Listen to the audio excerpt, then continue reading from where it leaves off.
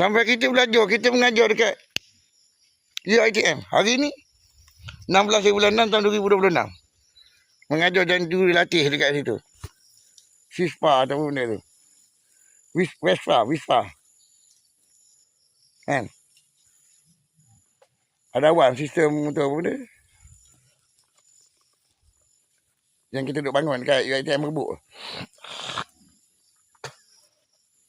Tiba-tiba kerja buat dia. Barang-barang kita nak kena curi dengan dia.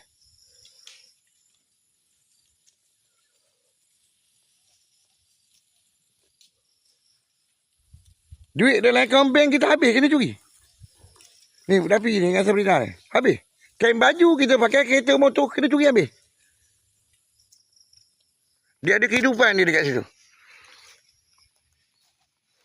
Yang anak Sari ni pun satu. Ada kehidupan dia. Dia pegawai polis dekat situ. Dia pegawai dekat situ. Kita ni nak kena tipu dengan dia. Dia ni nak wajib tipu kita.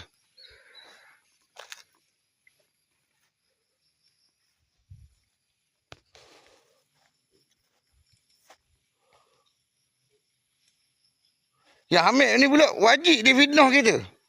Sampai dalam sembahyang dia pun benda itikad, dia pun duduk dekat masjid. Dia program dia nak kena curi barang-barang kita. Dia nak kena ganggu kehidupan kita. Dia nak kena curi. Sampai berlaku pembunuhan kau tahu.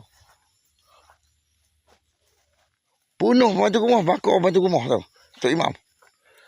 Nak ceritakan kita ni ada masalah dengan bini kita. Yang buat masalah tu, yang timbul dekat tu dia.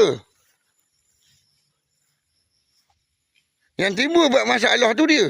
Macam dekat Sungai Isyak tu apa. Dia. Dia nak bawa pula, nak bincang pula dengan bini kita. Gini. Yang bini kita tak cakap apa dengan kita pun. Dia nak reka apa benda satu gap. Nak wujudkan satu gap, dia nak kena curi benda tu. Dia ingat kita ni nak melayan ke dia. Dan dia ingat dia penting dekat situ.